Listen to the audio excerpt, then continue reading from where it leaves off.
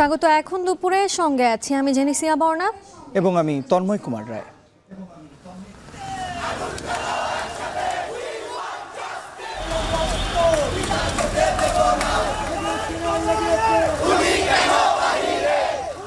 জনতা আজকে গুলিবিদ্ধ, মৃত, আহত সমগ্র আজকে এই মুহূর্তে যারা ঘরে বসে থাকবে তারা এদেশ, এই জাতির সার্বভৌমত্ব, দেশের মাটির সাথে বেইমানি করবে।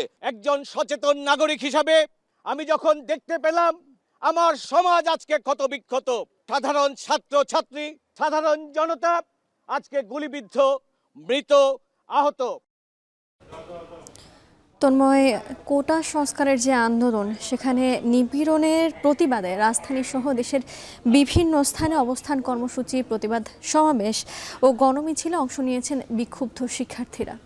এবং এই প্রতিবাদে রাজধানীর ঢাকার কথা আপনি বলছিলেন, এই প্রতিবাদে কিন্তু আমরা দেখেছি সামিল হয়েছিলেন শিক্ষক, চিকিৎসক, সাংবাদিক, শিল্পী সহ সাংস্কৃতিক অঙ্গনের কর্মীরা এবং একই সঙ্গে সমাজের বিভিন্ন স্তরের শ্রেণী পেশার সর্বস্তরের মানুষকে সামিল হতে দেখা গিয়েছে এবং গান, কবিতার রংতুলির ছোঁয়ায় জানান দেওয়া হয় প্রতিবাদের স্পষ্টতা। এই যে 4 ভাইকে আমরা হারালাম, এই যে কত ভাই আজ আহত। সাংবাদিকতা সেই পক্ষ হচ্ছে সত্যবাদিতার পক্ষ, সত্যের পক্ষ। আমার আপনার সন্তানই এই দেশে রাজপথে আছে, আমি আর আপনি আছে। সারা দেশের পিতা মাতা সহ ছেলে মেয়েরা সকলে আজকে এই আন্দোলনে সামিল হয়েছে।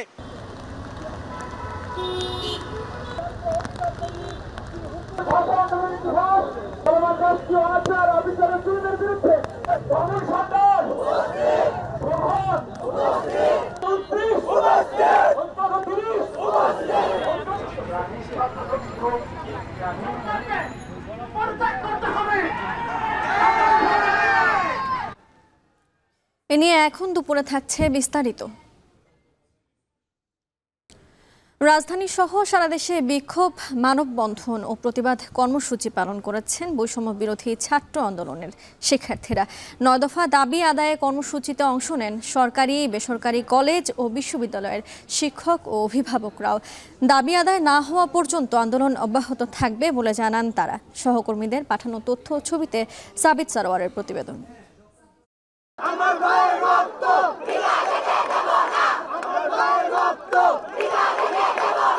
নিহত শিক্ষার্থীদের স্মরণে প্রার্থনা ও ছাত্র জনতার গণমিছিল কর্মসূচির ডাকে চলে মানববন্ধন সহ প্রতিবাদের নানা আয়োজন। হাজারো কণ্ঠে প্রতিধ্বনিত হয় হামলা, মামলা ও শিক্ষার্থী হয়রানির বিরুদ্ধে নানা স্লোগান।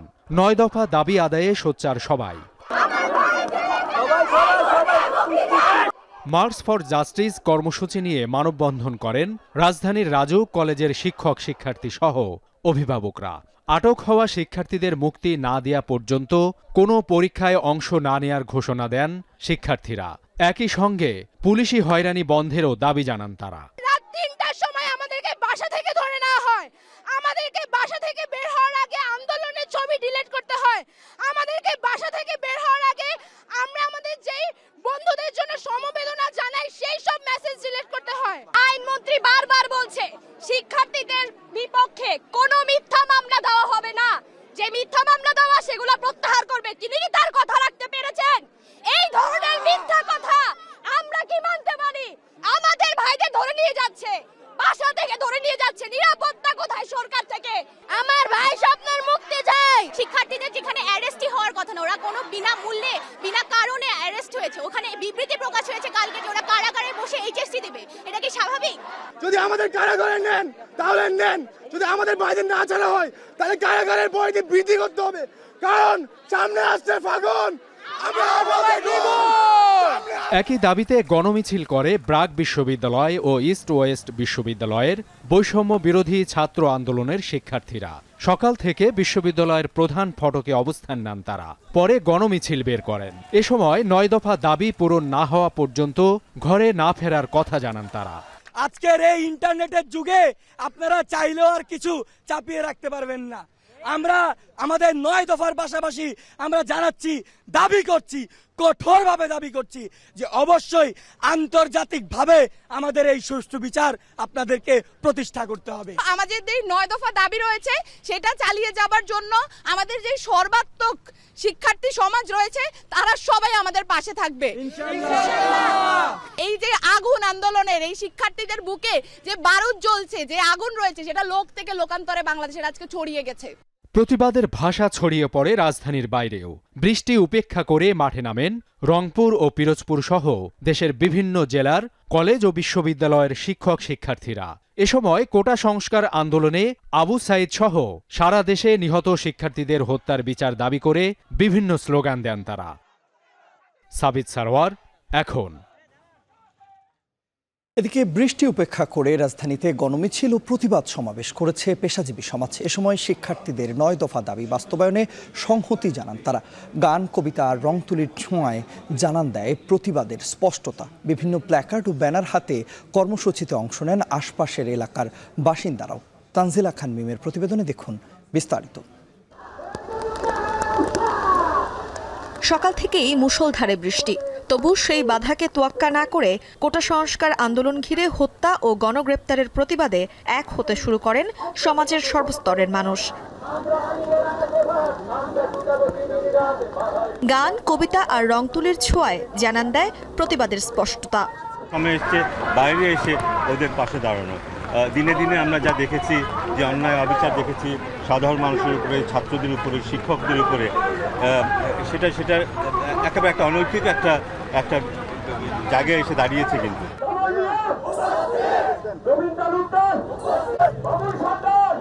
কোটা সংস্কার আন্দোলন ঘিরে হত্যা ও গণগ্রেপ্তারের প্রতিবাদ করেছে নিপীড়ন বিরোধী শিল্পী সমাজ।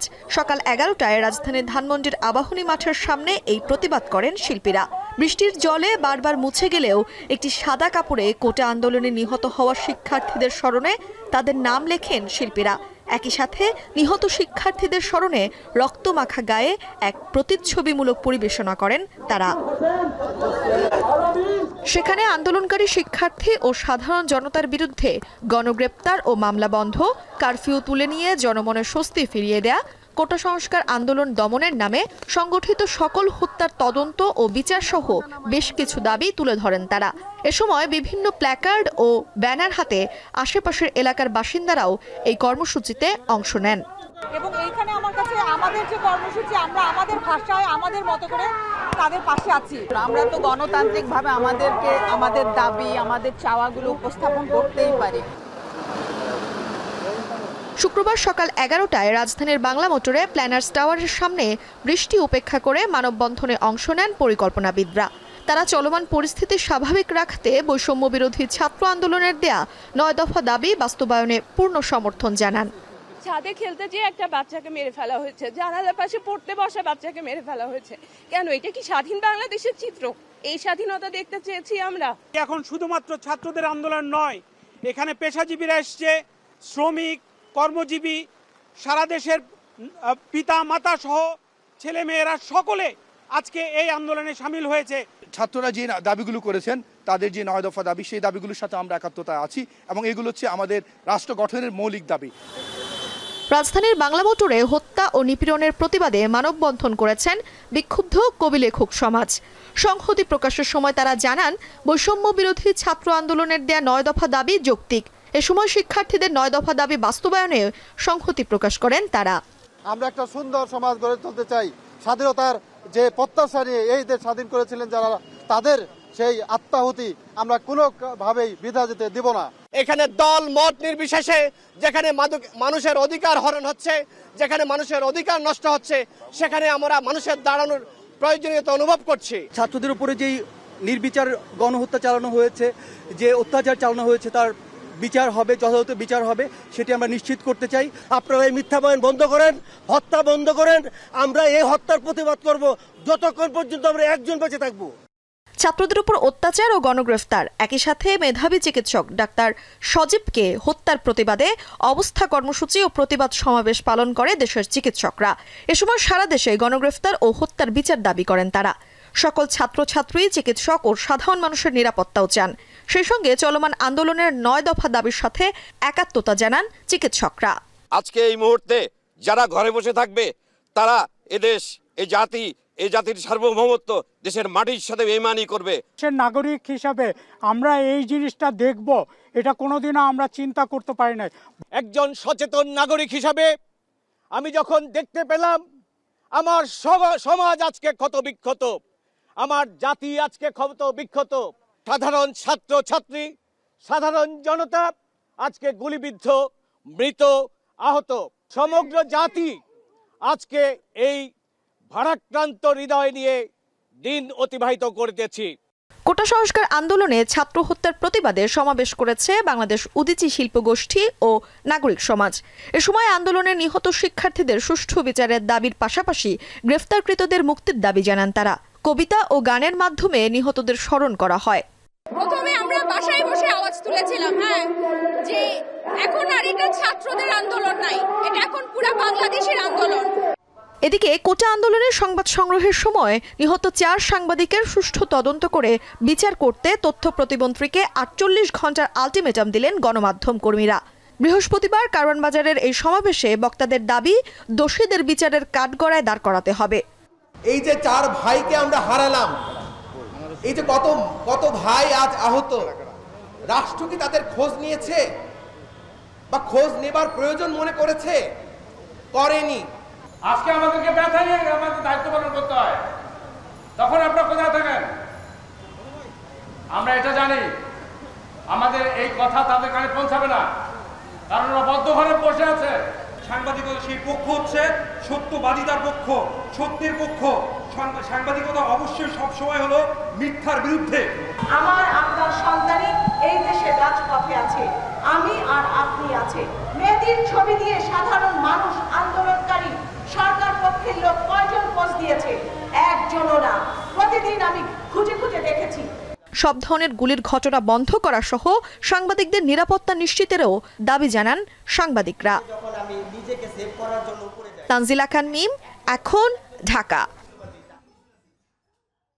এদিকে 9 দফা দাবিতে বৈষম্য বিরোধী কোটা সংস্কার আন্দোলনের শিক্ষার্থীরা পালন করছেন গণমিছিল কর্মসূচি। রাজধানীর বায়তুল মোকাররমের সামনে আছেন সহকর্মী সিফাত শাহরিয়ার, যাচ্ছি তার কাছে। সিফাত, কর্মসূচি নিয়ে বিস্তারিত জানাবেন।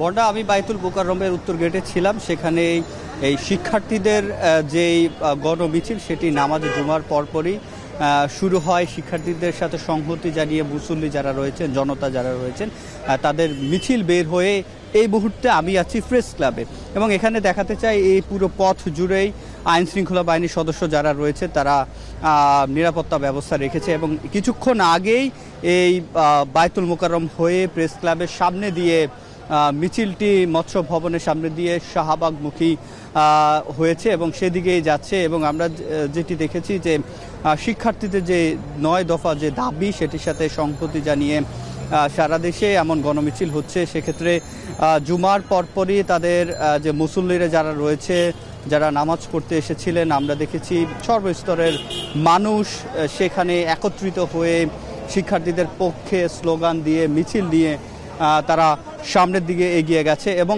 আমরা যেখানে দেখেছি এখানে কোনো সংঘর্ষ হয়নি বলা যায়, একেবারে তাদের মিছিল দিয়ে তারা সামনের দিকে এগিয়ে এসেছিল এবং আইন শৃঙ্খলা বাহিনীর যারা সদস্য ছিলেন তারা তাদেরকে আসলে কোনো রকম যে সংঘর্ষের বিষয়টি বাধা সেটিও আমরা দেখতে পাইনি।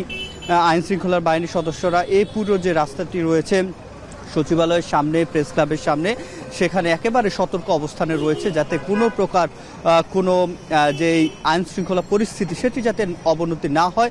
কয়েক স্তরের যে নিরাপত্তা ব্যবস্থা, সাদা পোশাকের র্যাব, বিজিবি এবং সেক্ষেত্রে পুলিশ তো আছেই, তারা তাদের অবস্থানে রয়েছে এবং মিছিলটি সামনে চলে গেছে।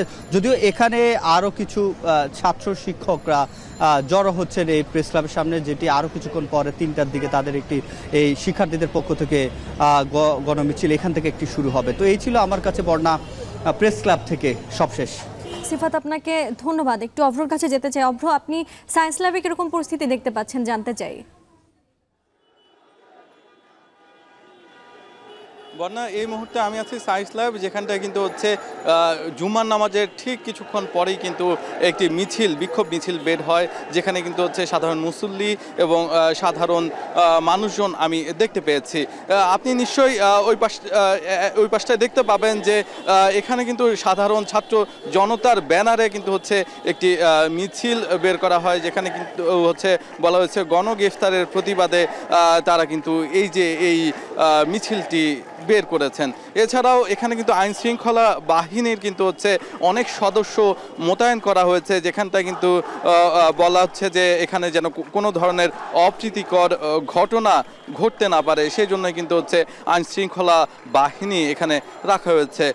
এখানে যারা আছেন তারা কিন্তু হচ্ছে এই মুহূর্তে ঠিক সায়েন্স ল্যাবের যেই মোড়টি আছে সেখানটায় কিন্তু হচ্ছে অবস্থান নিয়েছেন। সেই সায়েন্স ল্যাবের মোড়ে কিন্তু যারা সাধারণ ছাত্র আছেন তারা কিন্তু বলছেন যে তারা এখানে শান্তিপূর্ণভাবে তাদের দাবির কথা জানাতে চান, তাদের 9 দফা দাবির আদায়ের লক্ষ্যে তারা মূলত এই অবস্থান কর্মসূচি ঠিক সায়েন্স ল্যাব মোড়ে অবস্থান কর্মসূচি পালন করবেন এবং প্রতিবাদ জানাচ্ছেন গণগ্রেফতার যেন বন্ধ করা হয় এবং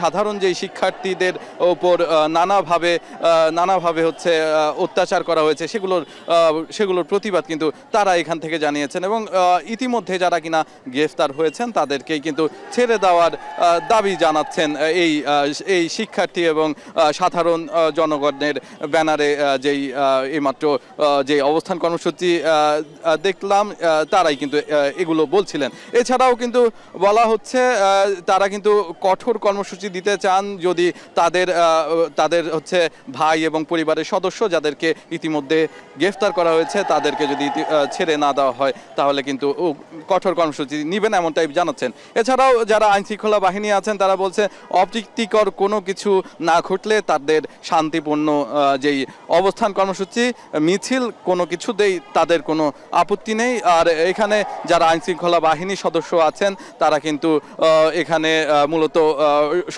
সব ধরনের পরিস্থিতি সমাধানের জন্যই প্রস্তুত আছেন এমনটাই কিন্তু হচ্ছে এখানকার পুলিশ সদস্যরা জানিয়েছেন। আর অন্যদিকে যদি বলতে চাই যে যারা এখানে হচ্ছে আছেন আন্দোলনকারী কিংবা যারা কিনা এখানে অবস্থানকারী আছেন, যারা অবস্থান নিয়েছেন তারা মূলত বলছেন যে এখানে তাদের একটাই মাত্র কথা, যারা কিনা গ্রেফতার হয়েছে তাদেরকে অবিলম্বে হচ্ছে ছেড়ে দিতে হবে। একই সাথে যারা কিনা হচ্ছে ইতিমধ্যেই বিভিন্ন ধরনের সহিংসতার সম্মুখীন হয়েছেন তাদেরকে কিন্তু অবশ্যই বিচারের আওতায় নিয়ে যেতে হবে, যারা কিনা এখানে নানাভাবে সহিংসতা চালিয়েছে। একইভাবে এখানে যারা কিনা ছাত্রছাত্রী আছেন তাদের কিন্তু একাংশকে আমি কিছুক্ষণ আগেই দেখতে পেয়েছি এবং তাদের সাথে কথাও বলেছি। তারা কিন্তু আমাদেরকে জানিয়েছেন যে 9 দফার দাবির সাথে তারা কিন্তু একদম একমত। একই সাথে যারা কিনা এখানটায় অবস্থান নিয়েছে তাদের পরিবারের অনেককেই গ্রেফতার করা হয়েছে এমনটা কিন্তু তারা বলেছে আমার কাছে। একই সাথে আরেকটি কথা আপনাকে জানিয়ে রাখতে চাই যে জুম্মার নামাজের ঠিক কিছুক্ষণ পরেই কিন্তু শুধুমাত্র মুসল্লি না, এখানে মুসল্লির পাশাপাশি কিন্তু হচ্ছে ছাত্রছাত্রী আছেন। একই সাথে যারা কিনা হচ্ছে এখানটায় হচ্ছে পড়াশোনা করেন আশেপাশের স্কুল কলেজ এবং ইউনিভার্সিটি, তাদের অনেকের সাথে আমি কথা বলেছি। আর এখানে যারা সাধারণ মুসল্লি ছিল তারাও কিন্তু বলেছে যে এই আন্দোলন কিংবা যারা কিনা গ্রেফতার হয়েছে তাদেরকে কিন্তু হচ্ছে যারা কিন্তু ইতিমধ্যে গ্রেফতার হয়েছেন তাদেরকে ছেড়ে দেওয়ার দাবি জানিয়েছেন এবং একই সাথে এই বিক্ষোভ মিছিলে কিন্তু বলা হচ্ছে যে এই ধরনের হচ্ছে গ্রেফতার তারা কোনোভাবেই হচ্ছে কাম্য নন, বরঞ্চ হচ্ছে যারা এখানে আইন শৃঙ্খলা রক্ষাকারী বাহিনী আছেন তারা বলছেন যে এখানে তারা যদি শান্তিপূর্ণ কোনো ধরনের কর্মসূচি পালন করে তাহলে কোনো ধরনের কোনো সমস্যাই আইন শৃঙ্খলা বাহিনী নেই, বরঞ্চ তারা এখানে আছে, শান্তিপূর্ণভাবে কোনো কর্মসূচি থাকলে সেটি পালন করতে পারে।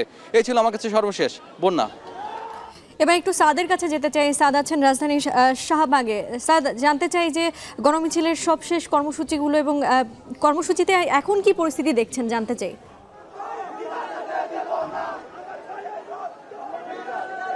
আমি আপনার প্রশ্নটি আসলে সঠিক শুনতে পাইনি, তবে এই মুহূর্তে আমরা রয়েছি শাহবাগে, যেখানে বৈষম্য বিরোধী ছাত্র আন্দোলনের যারা রয়েছে তারা মূলত বাইতুল মুকাররমে নামাজ শেষ করে তারা তাদের যেই দাবি আছে সেগুলো উপস্থাপনের জন্য মূলত বের হয়েছে। তারা কিন্তু একটি মিছিল নিয়ে বের হয়েছে, সেটি পল্টন পার করে তারপর প্রেস ক্লাব এবং সেটি শেষ করে কিন্তু শাহবাগের এদিকে চলে এসেছে। তারা বিভিন্ন ধরনের তাদের যেই দাবি দেওয়া সেগুলো কিন্তু এখানে মিছিলের মাধ্যমে তারা বলার চেষ্টা করছে এবং তাদের এই মিছিলটি কিন্তু আমরা দেখেছি যে এটি আসতে কিন্তু পুলিশ কোনোরূপ বাধা দেয়নি, তারা কিন্তু খুব সাবলীলভাবে চলে আসতে পেরেছে এবং পুলিশ অবশ্য সতর্ক অবস্থানে ছিল। পুলিশ, বিজিবি সহ অন্যান্য যেসব আইন শৃঙ্খলা রক্ষাকারী বাহিনীর যারা সদস্যরা ছিলেন আমরা দেখেছি তারা পুরো সময়টাতেই কিন্তু একটি সতর্ক অবস্থানে ছিলেন এবং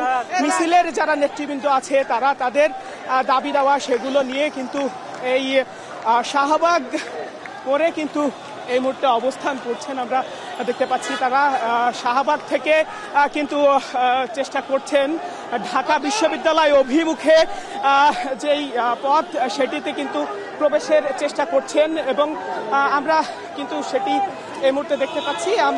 সেই সাথে পুলিশ সদস্য যারা রয়েছেন তারাও কিন্তু পাশাপাশি যাচ্ছেন।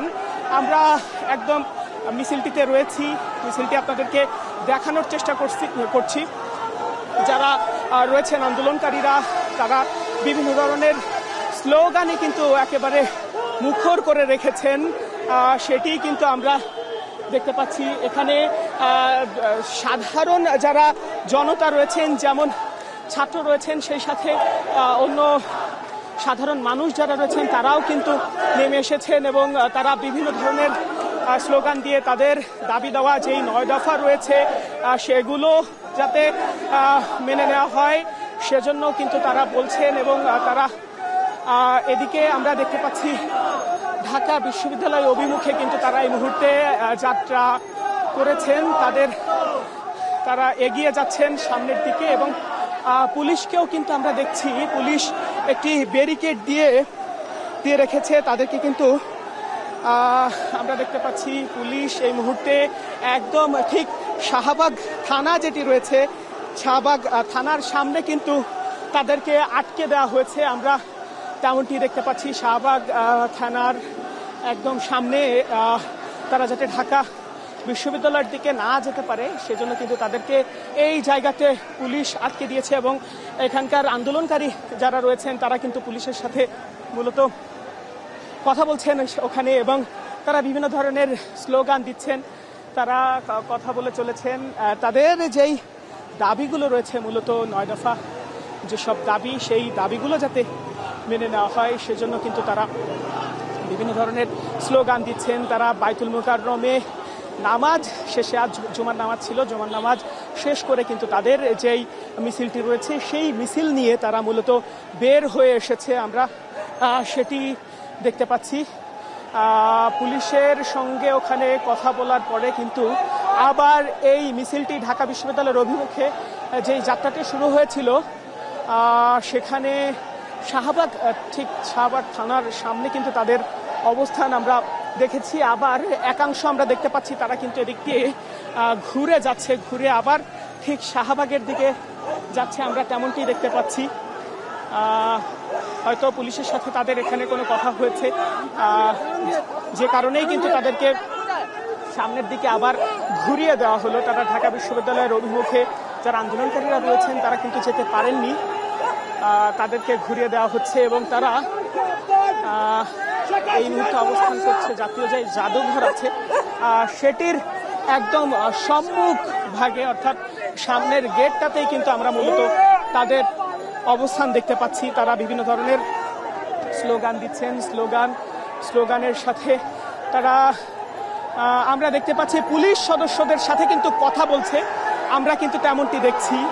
পুলিশ সদস্যদের সাথে কিন্তু তারা প্রথমে ফিরে গিয়েছিল, শাহবাগের দিকে যাচ্ছিল, আবার কিন্তু এখানে পুলিশের সাথে তারা কথা বলছে। আমরা ক্যামেরায় সেটি দেখানোর চেষ্টা করছি, পুলিশের সাথে কিন্তু তারা ওখানে কথা বলছে এবং বিভিন্ন ধরনের স্লোগান দিচ্ছে। ঢাকা বিশ্ববিদ্যালয়ের অভিমুখ একদম শাহবাগ থানার সামনে কিন্তু তাদের যে প্রবেশ মুখটি রয়েছে সেই প্রবেশ মুখে মূলত তারা এই মুহূর্তে অপেক্ষা করছে। তাদের এখানে দাঁড়া করানো হয়েছে। তারা এখানে বিভিন্ন ধরনের স্লোগানে কিন্তু একদম মুখর করে রেখেছেন। এখানে ছাত্র জনতা যেমন দেখছি আমরা, সেই সাথে অনেকেই কিন্তু এখানে আমরা দেখতে পাচ্ছি আন্দোলনকারী যারা রয়েছেন তারা কিন্তু এখানে অবস্থান করছেন পুলিশের সাথে তারা বলছেন। আমরা কিন্তু সেটি কিন্তু এই মুহূর্তে আমরা সেটি দেখতে পাচ্ছি যে তারা পুলিশদের সাথে এই মুহূর্তে কথা বলছেন এবং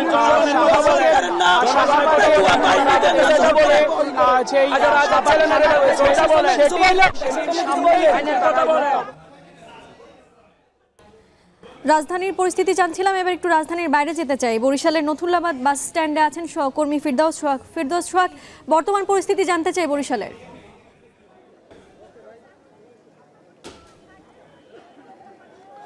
আপনাকে ধন্যবাদ। আমরা রয়েছি বরিশাল নথুল্লাবাদ বাস টার্মিনালে। আপনি যেমনটা বলতেছিলেন, নথুল্লাবাদ বাস টার্মিনালে কিন্তু আমরা যেটা দেখছি যে শিক্ষার্থীরা নামাজের পরপরই কিন্তু তারা মিছিল নিয়ে বের হয়েছে এবং এখন রয়েছে বরিশাল বিএম কলেজের সামনে থেকে তারা বের হয়েছে এবং এই মুহূর্তে রয়েছে নথুল্লাবাদ বাস টার্মিনাল যে ট্রাফিক আইল্যান্ড রয়েছে সেখানে তারা বক্তৃতা করছে, মিছিল নিয়ে তারা এসেছে। তো আমরা যেটা দেখেছি যে তারা খুব একটা বাধার মুখে পড়েনি।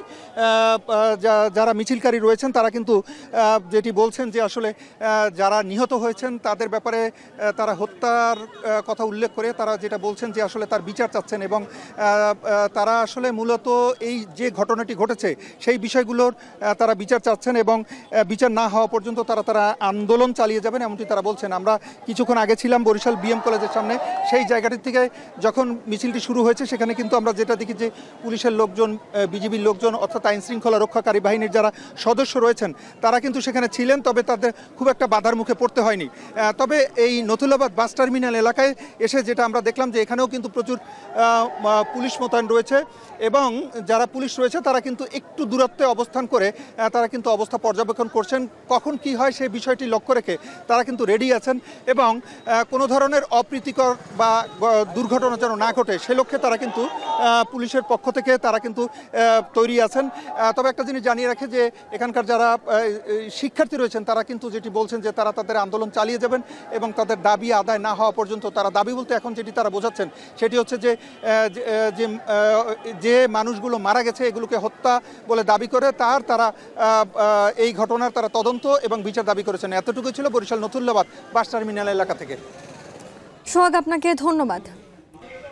বর্ণা, আমরা দেখতেছি যে হঠাৎ করে এই জুলাই মাসের মাঝামাঝি যে সময়টা সেই সময়টাতে এসে প্রবাহ কমে যায় প্রবাসী আয়ে। প্রথম 27 দিনের কথা যদি আমরা বলি সেক্ষেত্রে আমরা দেখব যে রেমিটেন্স এসেছিল 156 কোটি 74 লাখ ডলার। পরে মাসের যে শেষ 4 দিন ছিল তখন অনেকটাই বেড়ে দাঁড়িয়েছিল 191 কোটি ডলারে। তবে এই সংখ্যাও কিন্তু গত 10 মাসের মধ্যে সর্বনিম্ন। এখন আর্থিক খাতের যারা বিশ্লেষকরা রয়েছেন তারা কিন্তু বলছেন যে হুন্ডির কারণে এই আয় কমছে। তারা বলছেন যে এটি যাতে ভবিষ্যতে আর না হয় প্রবাসী আয় বাড়াতে যথাযথ উদ্যোগ নিতে হবে। আতাউর নিয়নের একটি প্রতিবেদন রয়েছে, আমরা দেখে আসবো। আমরা তো মনে করেন নেটওয়ার্কের কারণে এতদিন রেমিটেন্স পাঠাতে পারি নাই বাংলাদেশে, যেমন কি পরিবারকে টাকা দিতে পারি নাই। যে ঘটনা হয়েছে ওটার কারণে নেটওয়ার্কের বন্ধের কারণে আমরা অনেক প্রবাসীরা যারা সবসময় রেমিটেন্স দেশে পাঠায় তারা রেমিটেন্স পাঠাতে পারে নাই। বর্তমানে বাংলাদেশে খোলা বাজারে বৈদেশিক মুদ্রার মান এত বেশি, সেজন্য হুন্ডি ব্যবসায়ীদের মাধ্যমে মানুষ টাকা পাঠাতে অনেক আগ্রহ প্রকাশ করতেছে। কিছুটা বাড়তি অর্থ আর পাঠানোর সাথে সাথে পরিবারের কাছে পৌঁছে যাওয়া, যে কারণে হুন্ডিকে বেছে নেন বলে জানাচ্ছিলেন প্রবাসীরা। গত 19 জুলাই থেকে 24 জুলাই পর্যন্ত ব্যাংকের লেনদেন হয় 1 কার্য দিবস, আর এ সময় দেশের রেমিটেন্স আসে 7 কোটি 80 লাখ ডলার। অথচ চলতি মাসের প্রথম 18 দিনে প্রতিদিন গড়ে প্রবাসী আয় আসে 7 কোটি 90 লাখ ডলার। সীমিত লেনদেনের প্রভাবের কথা বলা হলেও পরের 3 কার্য দিবসে রেমিটেন্স প্রবাহ আরও কম দেখা গেছে, যেখানে 24 জুলাই পর্যন্ত রেমিটেন্স আসে 150 কোটি ডলার, সেখানে 27 জুলাই পর্যন্ত আসে 156 কোটি 74 লাখ ডলার। এতে 25 থেকে 27 জুলাই পর্যন্ত এ আয় আসে মাত্র 6 কোটি 74 লাখ ডলার। তথ্য অনুযায়ী চলতি জুলাই মাসের প্রথম 13 দিনে আসে 97 কোটি 86 লাখ ডলার এবং 14 থেকে 20 জুলাই 7 দিনে আসে 45 কোটি 70 লাখ ডলার। আর পরের সপ্তাহ অর্থাৎ 21 থেকে 27 জুলাই তা নেমে দাঁড়ায় 13 কোটি 80 লাখ ডলার। এই হিসাব অনুযায়ী জুলাইয়ের 27 দিনে প্রতিদিন গড়ের প্রবাসী আয় এসেছে 5 কোটি 40 লাখ ডলার, যা আগের মাস জুনের চেয়ে কম। আবার 28 থেকে 31 জুলাই সেই ঘাটতি অনেকটাই পূরণ হয়েছে। ফলে জুলাই মাসের রেমিটেন্স এসেছে প্রায় 191 কোটি ডলার। এর মধ্যে শুধু 31 তারিখেই এসেছে 12 কোটি ডলার, যা গত কয়েক বছরের মধ্যে একদিনে সর্বোচ্চ প্রবাসী আয়। এরপরও তা গত 10 মাসের মধ্যে সর্বনিম্ন রেমিটেন্স। এর আগে গত বছরের সেপ্টেম্বরে সর্বনিম্ন 133 কোটি 43 লাখ ডলার এ আয় এসেছিল। আর বিগত 3 অর্থ বছরের সবচেয়ে বেশি আসে গত জুন মাসে। সে মাসে এ আয় আসে 254 কোটি 16 লাখ ডলার। তাই হঠাৎ করে এই আয় কমে যাওয়ার বড় কারণ হিসেবে বলা হচ্ছে হুন্ডি ও খোলা বাজারে ডলারের দাম বৃদ্ধি। সেই সাথে ব্যাংক খাতের সমস্যা ও ভোগান্তির কথাও তুলে ধরেন কেউ কেউ। ব্যাংকের প্রতি নিজস্ব কেন দেখা যায় 2 লাখ টাকা পাঠায় ব্যাংকে, পরে এত 10,000 টাকা ধরা দেয়, 20,000 টাকা ধরা দেয়। যেই সমস্যা লাগে টাকা পাঠায় ব্যাংকে, ওই সমস্যা আরো দ্বিগুণ বাইরে থাকে। তো টাকাটা কিভাবে ব্যাংকে পাঠাইবো? আজকে টাকা পাঠাইছি, 2 দিন বা 3 দিন পরে ব্যাংকে টাকা উত্তোলন করতে হয়। যেন আমার পরিবারের লোক গিয়ে ব্যাংকে ঘন্টার পর ঘন্টা লাইনে দাঁড়িয়ে থাকতে হয়। সেই ভোগান্তিটা হয় না যদি আমরা ফুন্ডিতে টাকা পাঠাই। এখানে 2 টাকা বেশিও যায়, প্লাস ভোগান্তিও খুবই কম। ব্যাংকগুলোতে বিভিন্ন রকম গ্রাহকদেরকে, বিশেষ করে প্রবাসীদের পরিবারদেরকে বিভিন্ন রকম হয়রানির অভিযোগ আমরা ইতিপূর্বে শুনেছি। হুন্ডি প্রতিরোধে যা অভূতপূর্ব ভূমিকা রেখেছে সেগুলো আরো জোরদার হবে। এদিকে গত কয়েকদিনে রেমিটেন্স কম আসায় বেড়েছে খোলা বাজারের ডলারের দাম। কিছুদিন আগেও যেখানে প্রতি ডলার 121 থেকে 122 টাকায় বিক্রি হতে দেখা গেছে, তা বেড়ে হয়েছে 124 থেকে 125 টাকা। মূলত সর্বোচ্চ 119 টাকা দাম নির্ধারণে ডলার সংকটে পড়েছে মানি চেঞ্জার প্রতিষ্ঠানগুলো। তাই নির্ধারিত দামে বিক্রি করতে না পারায় আনুষ্ঠানিক বিক্রি বন্ধ করে দিয়ে বাড়তি দামি লেনদেন চালাচ্ছে অনেক প্রতিষ্ঠান। রেমিটেন্স যদি হুন্ডির মাধ্যমে দেশে প্রবেশ করে, তাহলে যার কাছে টাকা পাঠানো হচ্ছে তিনি পেলেও সেই বৈদেশিক মুদ্রা কোনোভাবেই দেশের অর্থনীতি বা ব্যাংকিং চ্যানেলে প্রবেশ করে না। ফলে আমাদের যে আমদানি রপ্তানির মাঝে একটি ঘাটতি রয়েছে, সেই ঘাটতি পূরণের রিজার্ভের উপর নির্ভর করতে হয়। তাই বিশ্লেষকরা বলছেন রেমিটেন্স শুধু আমদানি রপ্তানির ঘাটতি পূরণ করে না, সাথে রিজার্ভ বাড়াতেও সহায়তা করে। আর এই আয় যদি কমে যায়, তাহলে শুধু রিজার্ভ বা আমদানি রপ্তানি নয়, সরাসরি বড় ধরনের নেতিবাচক প্রভাব পড়বে সাধারণ মানুষের উপর। কেন্দ্রীয় ব্যাংকের তথ্য মতে গত 2023-24 অর্থ বছরের জুলাই থেকে মে পর্যন্ত রপ্তানি হয়েছে 3,734 কোটি ডলার, আর এ সময় আমদানি হয়েছে 5,756 কোটি ডলার। সেই হিসাবে আমদানি রপ্তানির মধ্যে ঘাটতি রয়েছে 2,022 কোটি ডলার। তবে চলতি বছর থেকে রেমিটেন্স প্রবাহ না বাড়লে এ ঘাটতি আরও বেশি হতো বলে জানিয়েছেন বিশ্লেষকরা। দেশের অর্থনীতিতে রেমিটেন্সের অবদান রপ্তানি থেকে বেশি বলে জানান এই সাবেক গভর্নর।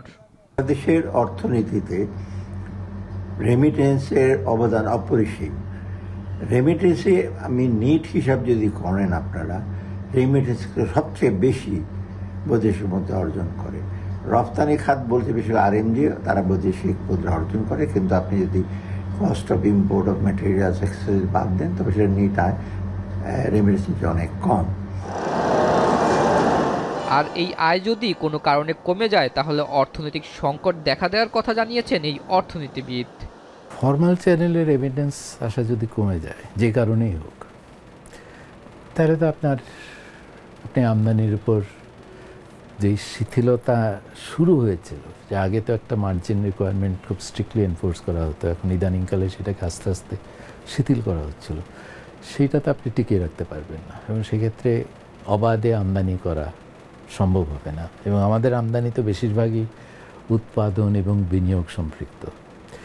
সেক্ষেত্রে ইকোনমিতে তো আরেকটা বড় ধাক্কা আসবে যদি ফর্মাল চ্যানেলে আসা বন্ধ কমে যায়।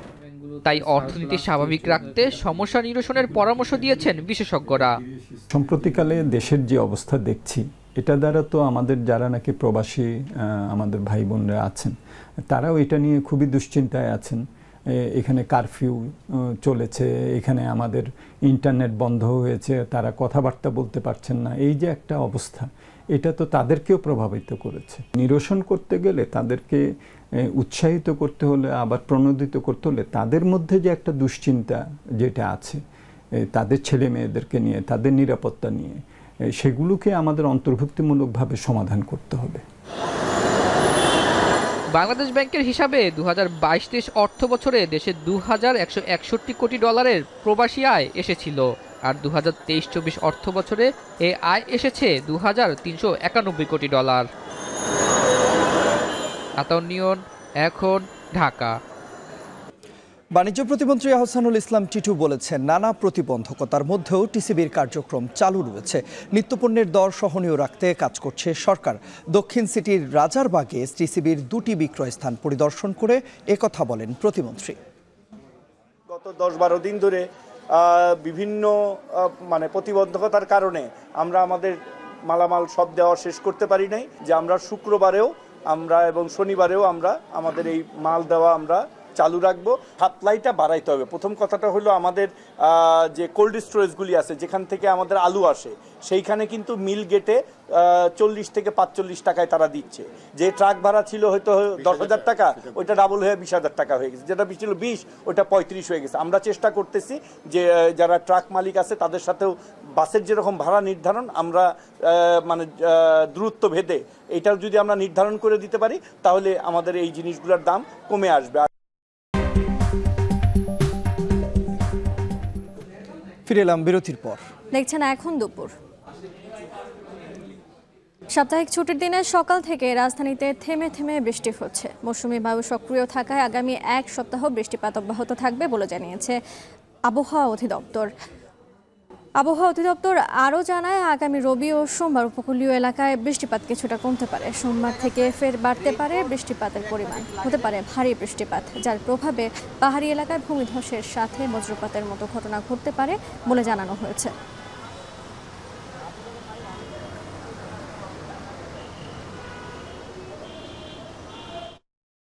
সারা বাংলাদেশে এবং উত্তর বঙ্গোপসাগরে মৌসুমী বায়ু সক্রিয় অবস্থায় আছে। এই অবস্থায় থাকার কারণে সারা বাংলাদেশে এই বৃষ্টিপাত অব্যাহত থাকবে। তবে 3 তারিখ থেকে 4 তারিখ পর্যন্ত, অর্থাৎ 3রা আগস্ট থেকে 4ঠা আগস্ট পর্যন্ত উপকূলীয় এলাকা বাদে অন্যত্র বৃষ্টিপাতের তীব্রতা অনেকটাই কম থাকবে। তবে খুলনা, বরিশাল, চট্টগ্রাম এই উপকূলীয় বিভাগগুলোতে বৃষ্টিপাতের আধিক্য বেশি থাকবে। 5 তারিখ থেকে বৃষ্টিপাতের তীব্রতা পুনরায় বৃদ্ধি পেতে পারে। ঝালকাঠি জেলা শহরে টানা 2 দিনের বৃষ্টিপাতে বিভিন্ন স্থানে জলাবদ্ধতা দেখা দিয়েছে। এর ফলে শহরের বিভিন্ন সড়কে হাঁটু সমান পানি জমেছে। এতে করে দুর্ভোগে পড়েছে নগরবাসী। ঝালকাঠিতে গতকাল রাত থেকে শুরু হয়ে এখন পর্যন্ত বৃষ্টি হচ্ছে। 2 দিনের বৃষ্টিতে শহরের কয়েকটি প্রধান সড়ক সহ বিভিন্ন এলাকার অন্তত 15টি সড়ক জলমগ্ন হয়ে পড়েছে। এতে ভোগান্তিতে পড়েছেন সাধারণ মানুষ। যান চলাচলেও সমস্যার সম্মুখীন হচ্ছেন চালকরা। বৃষ্টির কারণে বিভিন্ন ব্যবসায়িক প্রতিষ্ঠান ও বাসাবাড়িতে পানি প্রবেশ করেছে। দোকানপাট খুলতেও বিপাকে পড়ছেন ব্যবসায়ীরা। স্থানীয়দের অভিযোগ, অপরিকল্পিত ড্রেনেজ ব্যবস্থার কারণে তৈরি হয়েছে এই ভোগান্তির।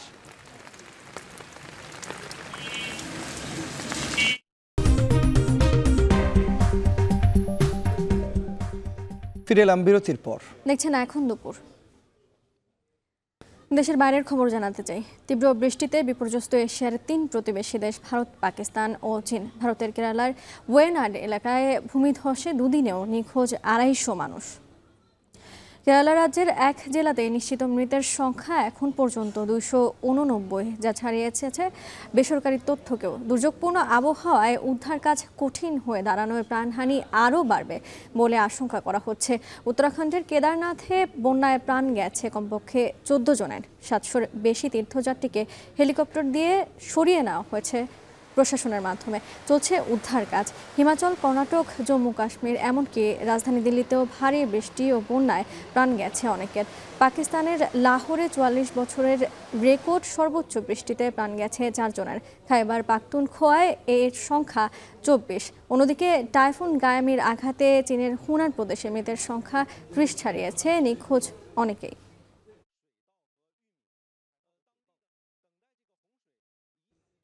যাচ্ছে আরেকটা বিরতিতে, ফিরব কিছুক্ষণের মধ্যে, সাথেই থাকুন।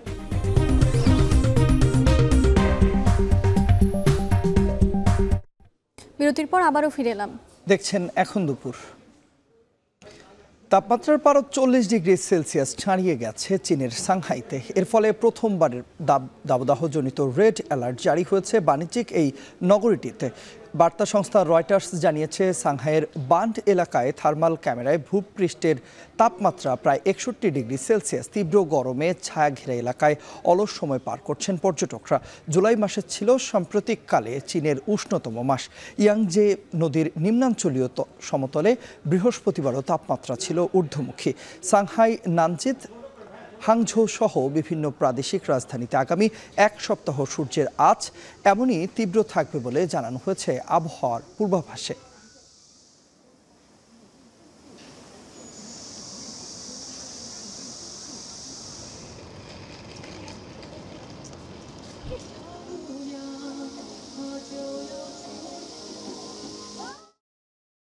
এই ছিল এখন দুপুরে। যাবার আগে জানাতে চাই, এখন টেলিভিশন ওয়েবসাইটে দেখতে হলে ভিজিট করুন www.ekhon.tv। ফেসবুকে দেখুন facebook.com/tv.ekhon, আর ইউটিউবে দেখুন youtube.com/c/ekhon tv তে।